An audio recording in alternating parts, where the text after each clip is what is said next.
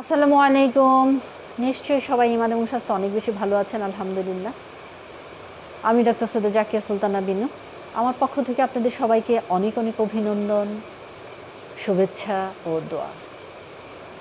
আমরা কেন এত বেশি অসুস্থ হই, তাই না? আমরা আমাদের নিজেদের জন্যই আমরা অসুস্থ হই, রোগা হই। কীভাবে?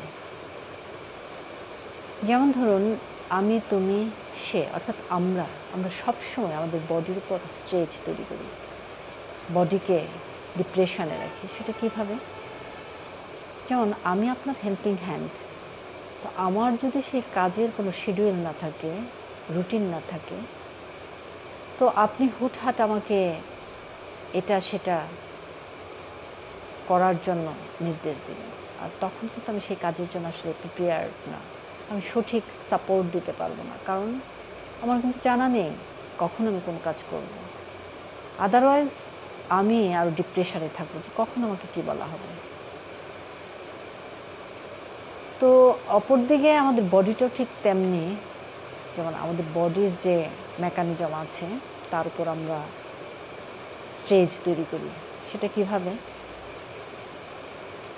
ধরুন, সকালের ব্রেকফাস্ট আমরা কখনো 7টায় খাচ্ছি, কখনো 9টায়, কখনো বা 10টায়।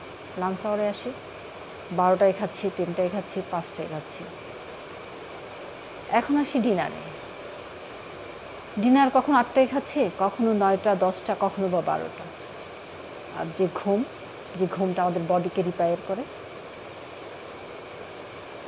বডির ক্লান্তিটা দূর করে, সেই ঘুম আমরা কখন ঘুমাচ্ছি? কখনো রাত 10টায়, কখনো 12টায়, কখনো 1টায়, কখনো বা অনলাইনে ঢুকে গেছি, খেয়াল নেই, রাত কেটে গেছে, ভোরে ঘুমাচ্ছি।